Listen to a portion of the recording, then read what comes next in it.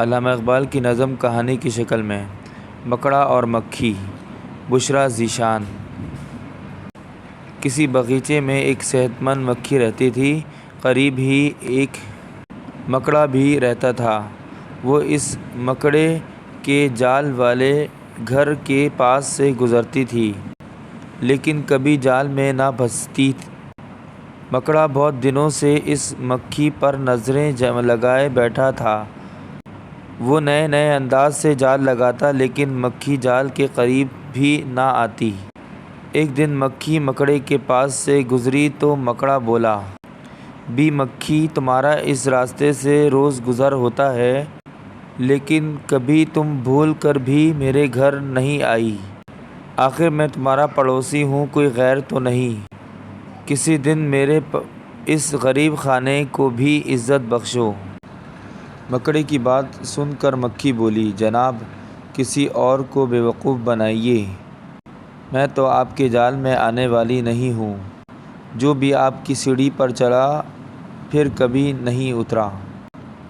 واہ بھی مکھی، میں تو آپ کی خاطر داری کرنا چاہتا ہوں، ورنہ میرا اس میں کیا فائدہ؟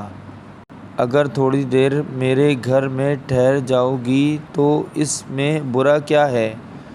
مکڑے نے برا مانتے ہوئے کہا، اگرچہ میرا گھر باہر سے چھوٹی سی جھونپڑی کی طرح لگتا ہے، مگر اندر سے بہت خوبصورت ہے، اور یہاں تمہارے دیکھنے کی بہت سی چیزیں ہیں۔ دروازوں پر باریک پردے ہیں، دیواروں پر آئینے ہیں، اور مہمان کے آرام کے لیے نرم بستر ہیں۔ مکڑے نے ایک بار پھر کوشش کی، یہ سب ٹھیک ہے، مگر میں تمہارے گھر آؤں یہ امید نہ رکھنا۔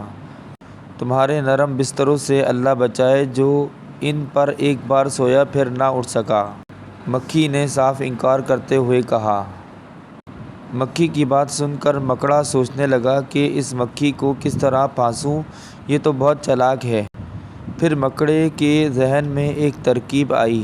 اس نے سوچا کہ خوشامد ہی ایک ایسا راستہ ہے جس کے ذریعے سے جھوٹی تعریف کر کے لوگوں کو بیوقوف بنا کر اپنا کام نکلوایا جا سکتا ہے۔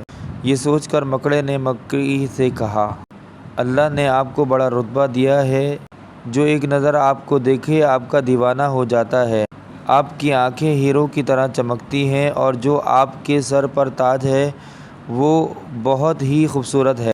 یہ آپ کے چہرے کی کشش ہے، آپ کی چمک دار اور آپ کا اڑتے ہوئے آنا، یہ سب کتنا دل فریب ہے۔